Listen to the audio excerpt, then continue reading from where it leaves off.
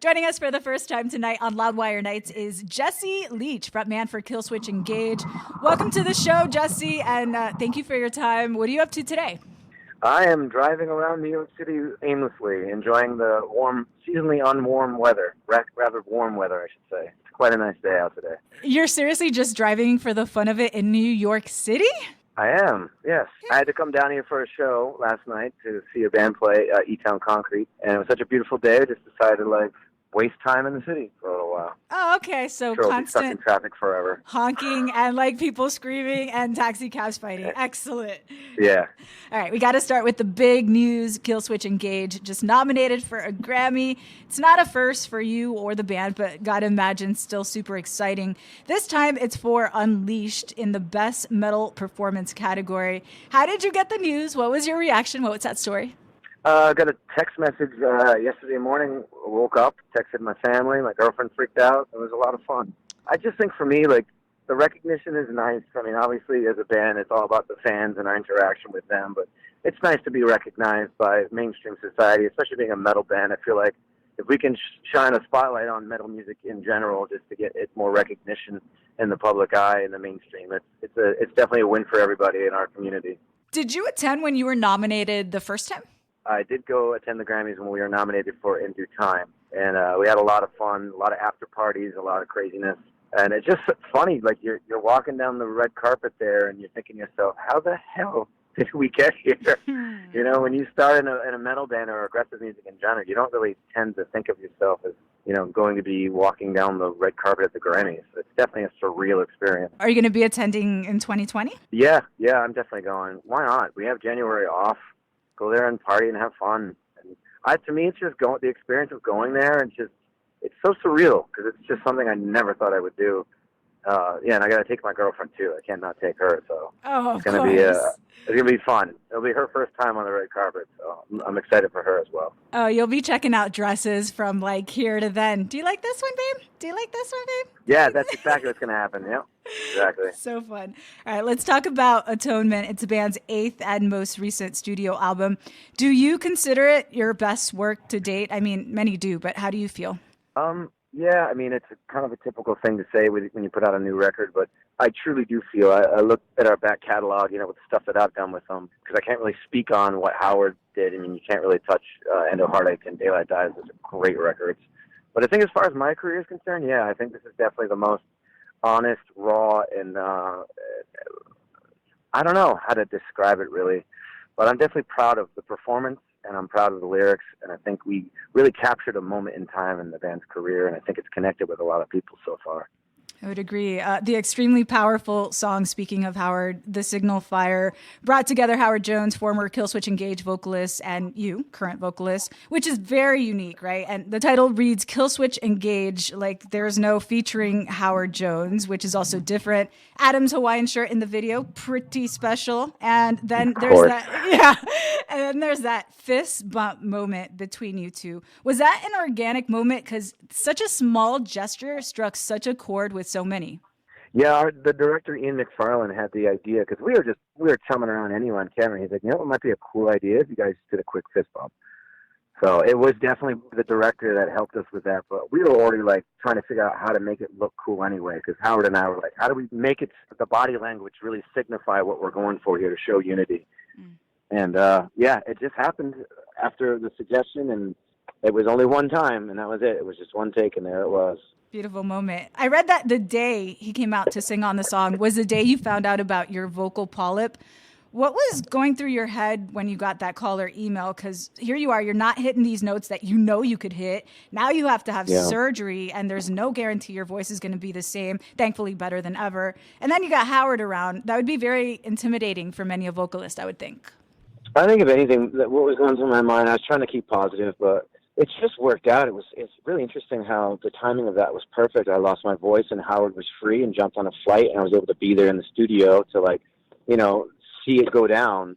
To me, it was a humbling moment, and then it's a really long, complicated thing to sort of describe how I felt, but I felt very monk-like. I had to be quiet. I couldn't speak for the better part of 2 months, and like you said, there was no guarantee that my career would continue. So I started to really have to think outside the box. What would I do if I wasn't the singer in this band anymore? And I've done stuff in and out of bands. I've done tons of jobs, so I knew that I would be okay no matter what. But definitely was a moment there where I was a bit freaked out mentally and had to sort of work my way through to find the calmness that regardless of what the outcome would be, that I would be okay. And I knew no matter what, the band would be okay too. So it is what it is, as they say. Indeed. It's never what it's not. What would have been that job, though? You said you've had a number of jobs. Of all of those, which is the one that appeals to you most outside of music? Well, I've never had this job, but I had my eyes set on being a park ranger, which is still, when I grow up, I want to be a park ranger. So I think that would be it. I love the solitude of nature. I love the planet. I would love to try to protect it and educate people. So I've never done that job. I've done tons of jobs, but that would be probably my dream job. That or running a tiki bar somewhere on the beach in paradise. Ooh, with paddleboard rentals and everybody just hanging out on the all set. of those things. That sounds amazing. Since you did touch on this, I know you are a big nature guy. What's the last thing you saw that just took your breath away? We all have those moments, right, in the world where everything just seems so perfectly designed. It's awe-inspiring. I have those moments on a regular basis. I live in Woodstock, New York, at the base of the Catskill Mountains. It happens all the time, whether it be a shooting star or the gases of the Milky Way. Actually, speaking of which, that would be a moment. My girlfriend and I did a road trip. We were in the Mojave Desert in the middle of the night in our convertible with the seats reclined, watching satellites and shooting stars in the gases of the Milky Way. That was probably the last time that nature really took my breath away. Oh, that's a beautiful story. Life does not suck for Mr. Jesse Leach. All right. So we've been playing I Am Broken Too often on the show. It's officially a top 20 song on rock radio and climbing. It's the kind of song that no matter what, everyone can relate, right? Because we all have something. We all have something. When you write a song like that, are you consciously wording it in a way that the masses can kind of internalize it and make it their own? Or does its reception not enter your mind? Because you see it in the comments, right? This made me feel less alone. This makes me think of a girl I loved and will never have. This one hit hard. I recently lost my daughter. It's so universal. Yeah, I think when I'm initially writing lyrics, I'm not really thinking about the connective to an audience. I'm just trying to get my emotions and my feelings out on paper. And then once those are out, this is how I write. I'll just free write and then go through and sort of, with Adam's help on this record especially, grabbing the phrases that we think will connect more and drive the point home. Because with a song, you only have so much time, especially with I Am Broken Too. I mean, it clocks just at 3 minutes. Mm-hmm. It's a really short song. Mm-hmm. So for us, it was how do we word this where the message gets across in a short amount of time and is profound enough to connect with people? So yeah, it came out of a big free write, and then Adam and I went through and grabbed the lines that jumped out, and that's how the song kind of became what it was. I know you don't like to spend tons of time on social media, but you must get all kinds of reactions from fans when you put out a song like this.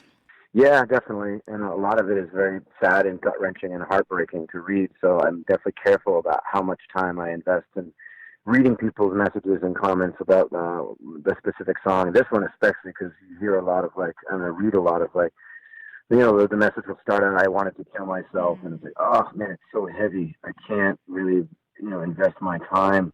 Because I'm a musician, I'm an artist, I'm not a therapist, and I just tell people, seek help, talk to somebody. Yeah. And it's beautiful that the song connects that way, but in the same breath, I can't emotionally invest my time as an empath and an artist. It would break me. I don't think I could handle everybody's stories and everybody's, things that they've been through. But again, I'm honored, if anything, that people are able to connect to it. Yeah. It's a beautiful thing. Music is incredible for that reason, and it's helped me. So I feel honored to be able to pass that back on through music. Excellent.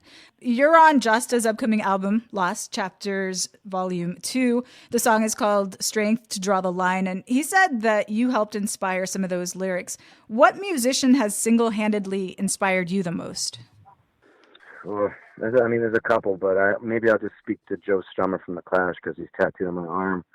I love not even just his music and his lyrics, because he had some really great lyrics about the working man, about, political stuff, and just the way he lived his life. He was a very humble man, and he really cared about, the common man, the common person, the working class, and the way society works, and not being afraid to break out of the norm and carve your own path, whether it be the way you live or the kind of music that you play.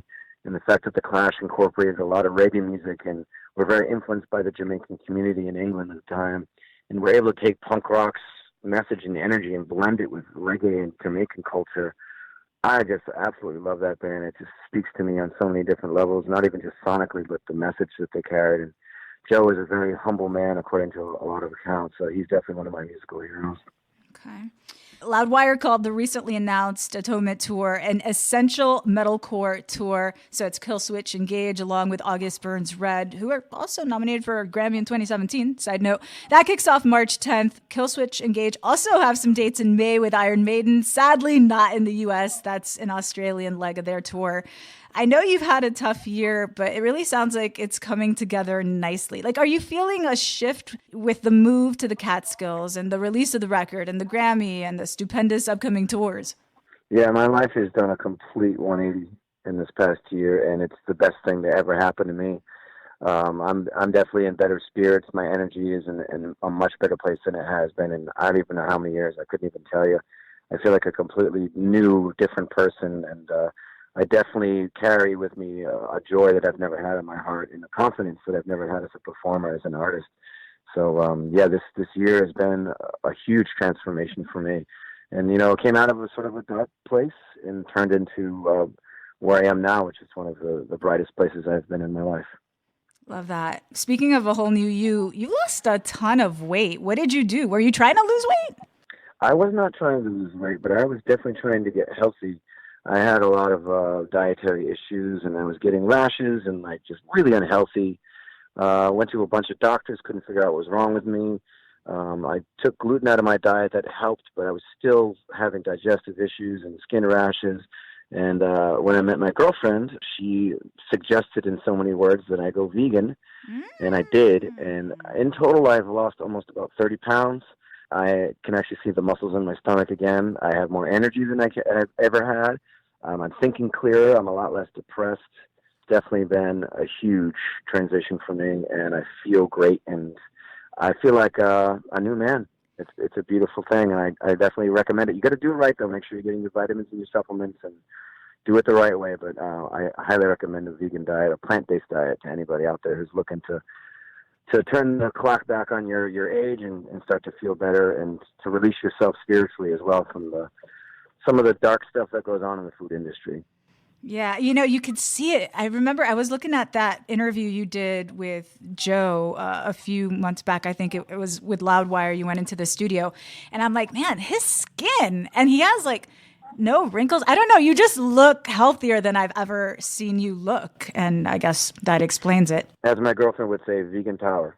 I like it. She sounds like she's an amazing influence. That's she is amazing. Love it, love it, love it. Going back to that interview for a second, you've spoken about how you think mushrooms and acid have been or can be beneficial for people's mental health.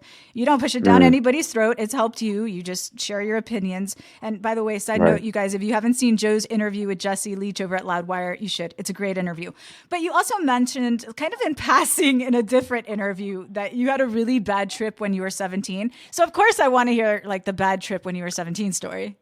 Oh boy. Yeah. When I was young, I was a little idiot, and a friend of mine sold acid, and we were doing acid for fun, like we did a lot when I was younger, and they're called blotters, which is, not one hit, it's 4 in 1.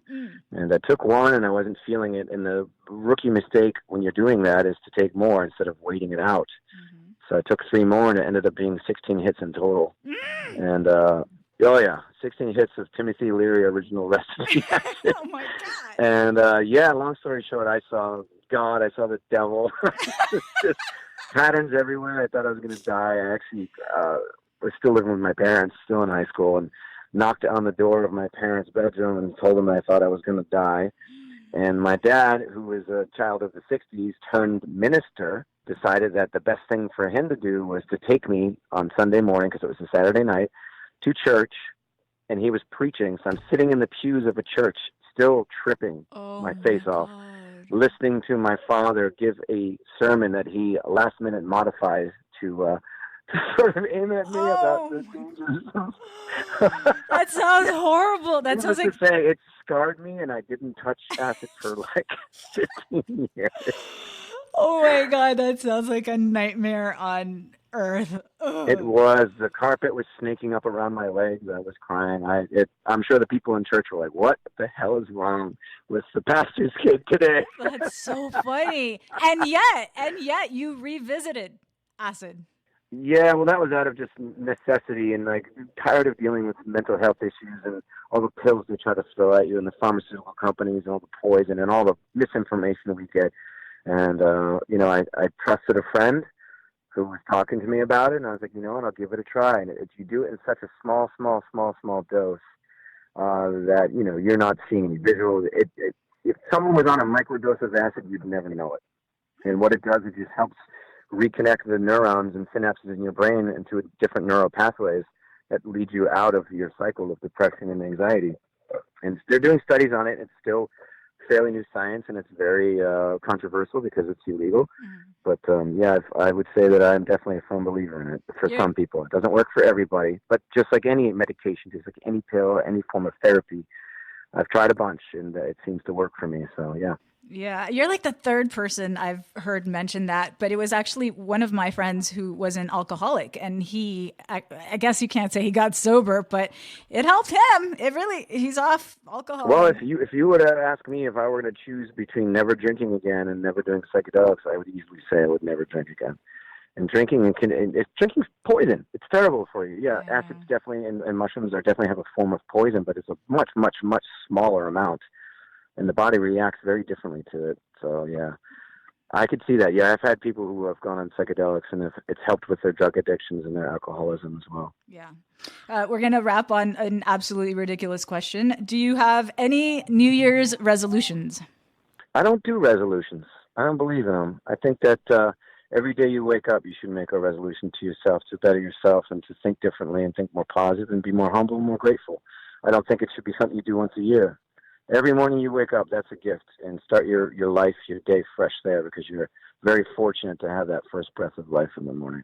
And you know what? I will throw in one more with Thanksgiving around the corner. What are you most grateful for in 2019 this Thanksgiving? I am most grateful for people that love and support me and have gotten me through dark times. My family, my girlfriend, and my friends, and my band. Love it. All right. Well, many thanks to Jesse Leach, frontman for Killswitch Engage. Atonement is the album. It's available everywhere for your listening pleasure. The Atonement tour kicks off in March. Details at loudwire.com. And best of luck with that whole Grammy thing. Thank you. Yeah, we'll see what happens. We'll see what happens. We'll be watching. All right, Jesse. Thank you for your time, man.